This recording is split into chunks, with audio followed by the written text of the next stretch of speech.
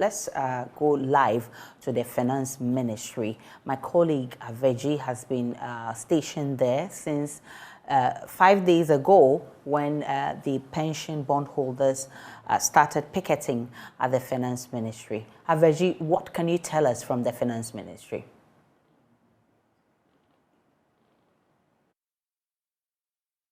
Okay, Aisha, so we are here today on day 5 of the picketing, and thankfully we have been joined by the former Chief Justice, Madam Sophia Akuffo. She's in our midst here to throw her solidarity behind her colleagues, colleague pensioners who have been here for the past 5 days demanding for a total exemption from the government domestic debt exchange program.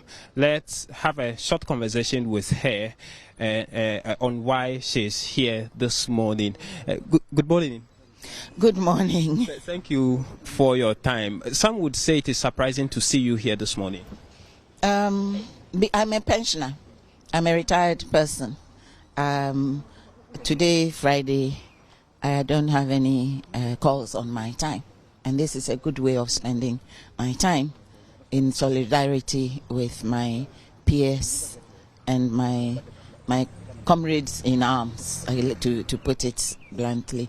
Yes, because as Chief Justice and as a retired judge, I have very good retirement terms.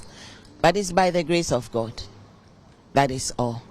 And therefore, if others are having a hard time because of this manner in which their contractual rights, I'm seeing it purely from a legal point of view, their contractual rights are being threatened, then I have to say something. I have to join them in solidarity. I don't need to talk to anybody involved in it. Their pain is my pain, because I have retired sisters, I have retired friends, and so on and so forth.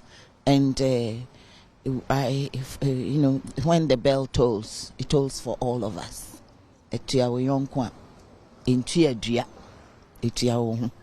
Yes. What's your own understanding of what is going on, the debt restructuring program? How best should government have gone about this? Young man, if I knew economics and finance, I'd have gone to the University of Ghana Business School. I went to law school because I know how to read, remember, talk, analyze. But you're asking me a question which, if I answer it in a certain way, some economist will tell me I know nothing. Yeah, I know nothing. All I say is that if there is the need to restructure debts, before you even decide you're going to restructure debts, the first thing you need to do, I believe, is to look within what is fully under your control and see where you can cut this, you can postpone this, you can reprioritize, and be honest with the people of Ghana. Because of A, B, C, D, E, and F, we will shelve this, we will put this on the back burner, we will prioritize this because it has to do with education, it has to do with a human life, and so on and so forth. You don't just jump at the low-hanging fruit. And the people whose money is in your hand, and you're going to tell them, okay, your money is in my hand, and this is how you're going to get it back. It's rude, it's wicked, it's unlawful, it's not right. It lacks good faith, it lacks humanity, because we are sitting here because we are well enough to come. Do you know how many people are languishing at home? Do you know how many people who are not even, they are in such a bad state, they are not even aware of what's going on, but it's their investments that have been keeping them alive. You don't know, you don't care. And you do not touch the old people. You do not touch the funds of the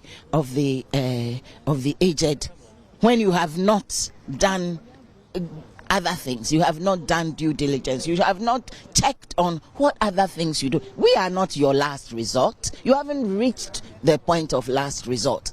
If they think they've reached the point of last resort, they should prove it to us and show us why this is the only solution. And in any case, it's not a lawful solution. So they should not even go there. Because if they change the law today, it will not affect what has already accrued. And so, as a lawyer, what are the legal perspectives? Are there any remedies for this bondholder? Should government still maintain the position they have taken? They can take them to court because there's a contract, and the contract said something. You did not, certainly in what I signed up, there was no clause in there which says when the government becomes and thinks it has become bankrupt, it will not pay you. So long as government has properties, I can sue them and I can claim my entitlements through there. But it should not come to that. I'm a Ghanaian. I'm a Ghanaian citizen. There's today, but tomorrow Ghana will continue to exist with or without Kenuforiata and so on and so forth. But deal fairly, deal respectfully, deal properly with people whose rights you know you're trying to trample on, and you're trying to use cajolement and dubious arguments and sentimentality. Listen, when you are old, when you're a pensioner, when you know where every penny you spend and need comes from, sentiment does not arise. It's what is right that matters. So the years we've got left, by God's grace, let us live those years according to how we had, after many years of working faithfully. I think everybody here and every pensioner worked faithfully. We should allow faithfulness to pay. Faithfulness, principles, excellence, we should allow it to pay. And even if the government will not allow it to pay, people have invested the fruits of their excellence. And you want to throw it away because you think you can. No, you can't. He cannot. It's not lawful for him to do it, period. Thank you. And so that is the message from the former Chief Justice, Justice Sophia Akuffo, to the government. She thinks that this is unlawful, this is not right in her own words, and this is rude. This morning, as she joins the pensioners to picket at the Ministry of Finance to demand for a total exemption from the domestic debt exchange program. We are hearing that the finance minister may be meeting them this morning before they end their 1 hour picketing, and so we'll be on standby to see what he has to tell them. On Monday, he explained to them that the current position of government and the economy will not allow for the pensioners to be exempted, which may lead to a crash of the economy or may lead to Ghana not signing an IMF deal. We do not know what he has to tell them today. And so, Aisha, that is what is going on here at the Finance Ministry. So, right, you had there James Averagi monitoring the pension bondholders who are picketing in front of the Finance Ministry. And you heard him speak with the former Chief Justice, Sophia Akuffo, who said it bluntly that she was solidarizing with her colleagues, pensioners, as she herself is on pension. And she says that they cannot touch the money of these old folks, and she asked government to find out how many of them live on those pensions to stay healthy and for the rest of their lives on earth. And she says government must exempt them from the domestic debt exchange. She says, and she uses the local adage that she says that government must look at other ways of